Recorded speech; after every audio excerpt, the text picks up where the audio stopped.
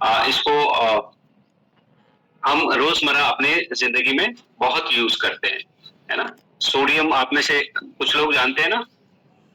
थोड़ा सा आप इधर स्क्रीन की तरफ देखते रहें तो मुझे थोड़ा सा और लगेगा कि मुझे ज्यादा बताना चाहिए। तो सोडियम के बारे में जानते हैं ना, तो ऐसे करें आप लोग। बिल्कुल, कुछ लोग जानते हैं। सोडियम हम रोज हमारे किचन में यूज करते हैं, इसको हम बोलते हैं नमक, है ना। हमारी लैंग्वेज में हम नमक के नाम से जानते हैं, टेक्निकली इसका नाम सोडियम है ना। हमें क्यों चाहिए डेली सोडियम, पहले तो इस बारे में डिस्कस करते हैं। एक सेकंड।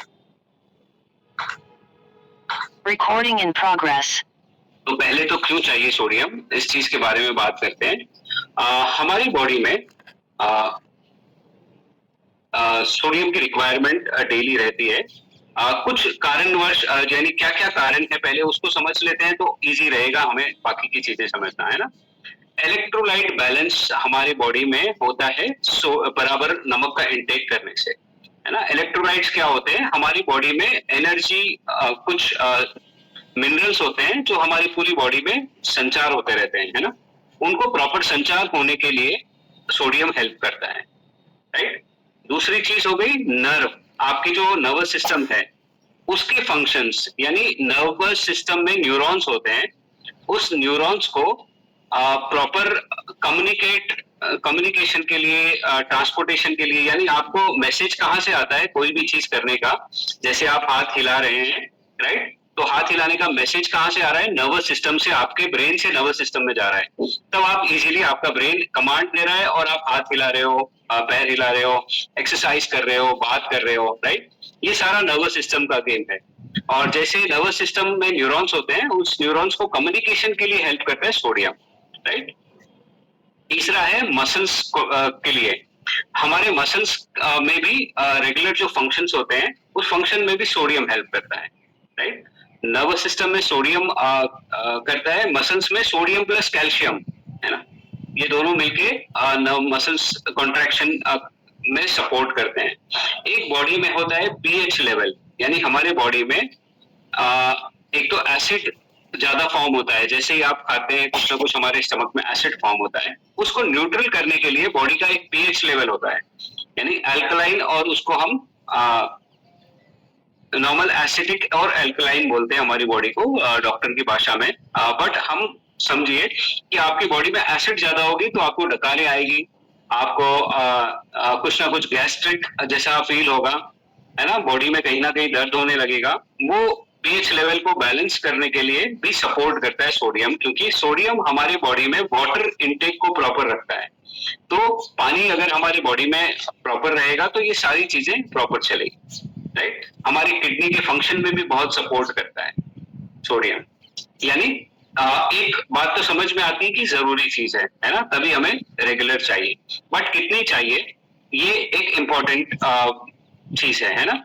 हमें मिनिमम भी चाहिए और मैक्सिमम भी उससे ज्यादा नहीं चाहिए, राइट। मैं दोनों ही चीजें आपको बताऊंगा कि अगर कम होगा तो क्या कॉम्प्लिकेशंस आएगी, और अगर बढ़ जाएगा तो क्या कॉम्प्लिकेशन आएगी, आप उससे समझ पाएंगे इसीलिए, है ना।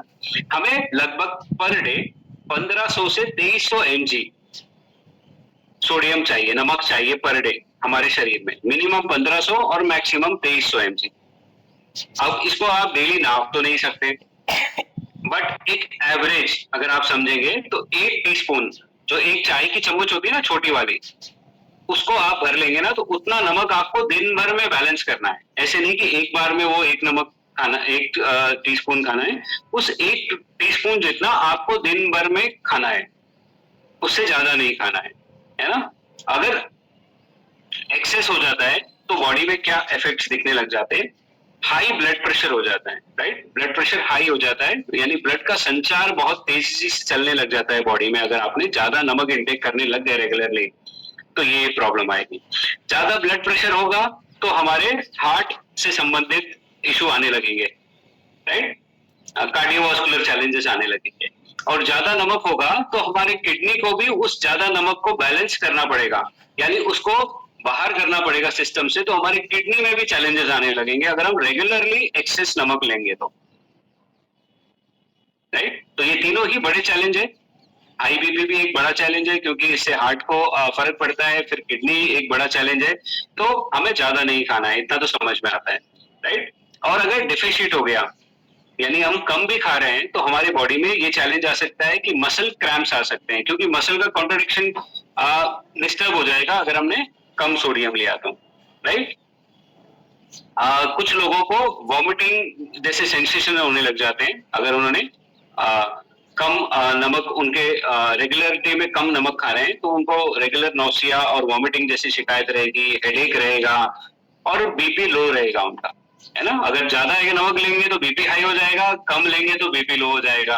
तो क्या करना है, मीडियम जितना चाहिए उतना लेते रहें डेली, है ना। अभी क्या चीजें ऐसी है जिसमें बहुत ज्यादा नमक हम कंज्यूम करते हैं, हमें पता भी नहीं रहता है ना। यानी जितना भी प्रोसेस्ड फूड रहेगा उसमें नमक ज्यादा रहेगा। जितना भी आप फास्ट फूड बाहर खाओगे ना, जो भी फास्ट फूड रहेगा उसमें नमक आप देखिए, आप खुद बना रहे हैं तो आपको भी पता चलेगा नमक की क्वांटिटी ज्यादा लगती है उसमें। अचार है उसमें ज्यादा लगता है, पापड़ है उसमें ज्यादा लगता है, राइट। पैकेज फूड जितना भी होगा, आप मार्केट से जितना भी पैकेज फूड लेंगे उसमें ज्यादा लगेगा।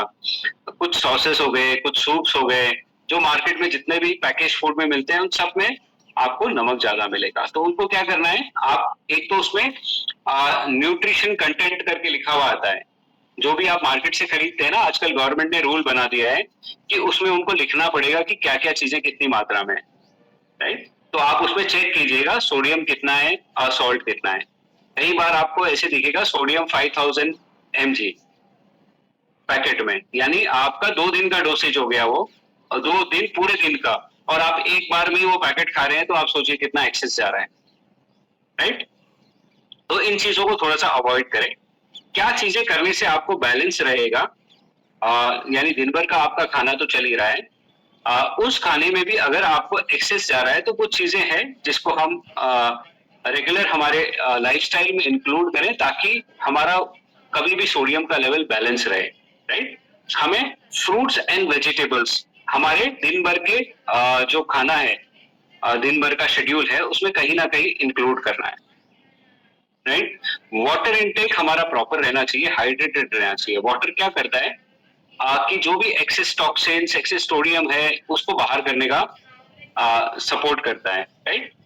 आपको मोटा अनाज थोड़ा सा खाना चाहिए। अगर आप बारीक अनाज खा रहे हैं तो उसकी जगह पे आप मोटा अनाज ज्यादा खाएं, राइट। प्रोटीन इंटेक ज्यादा करें, प्रोटीन आपको हेल्प करेगा उस एक्स्ट्रा सोडियम को डाइजेस्ट करने में। नट्स एंड सीड्स भी आप यूज कर सकते हैं, उसमें भी प्रोटीन अच्छा होता है। तो ये सारी चीजें आप धीरे धीरे करने लगोगे तो आपका बैलेंस रहेगा फिर, राइट।